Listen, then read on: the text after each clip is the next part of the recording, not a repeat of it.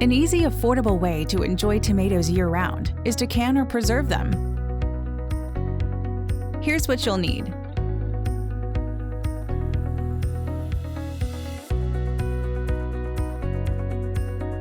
Start with clean, rinsed jars and lids. Keep jars in simmering water until you're ready to use them.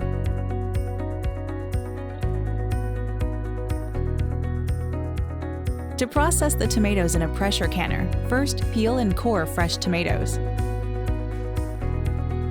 Then, slice the tomatoes into halves or quarters, crush them, or leave them whole.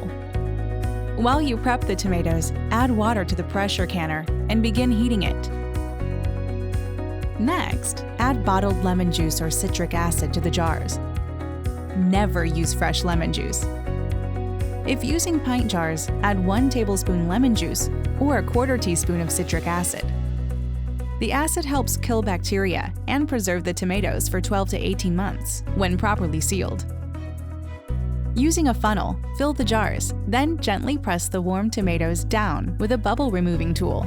Leave ½ an inch of headroom at the top of each jar. Wipe each jar clean, even at the rim. Then, place the lid on top and screw the band down over it snugly, but don't over-tighten.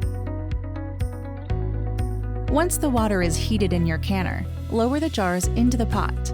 They should be submerged 1 to 2 inches deep. Then, seal the lid and turn up the heat. Vent the steam until it's a steady stream. Then, place the pressure regulator on the pipe to build up pressure. Set your timer once the proper PSI is attained. After you've processed the tomatoes, depressurize the cooker by turning the heat off, then letting it rest per the manufacturer's directions. Once the tomatoes have been processed, carefully remove them with a jar lifter. Then, place on a heat-safe surface to cool for 24 hours.